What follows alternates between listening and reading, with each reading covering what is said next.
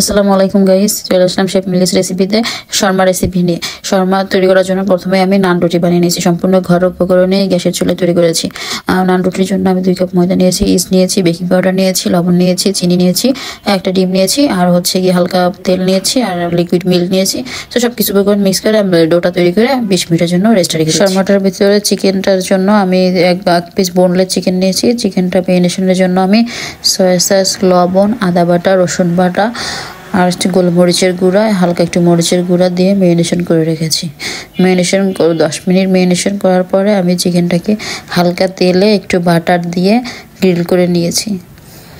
20 minute পর আমি রুটিটাকে বেলে নিব। সুন্দর করে বেলে নিয়ে রুটিটা চুলায় আমি বেক করে নেব। চুলায় বেক করার পরে রুটির যে চিকেনটা আমি গ্রিল করে রেখেছি ওটা কাট করে মেয়োনেজ দিয়ে বা শর্মা সস দিয়ে, শসা দিয়ে, পেঁয়াজ দিয়ে চিকেন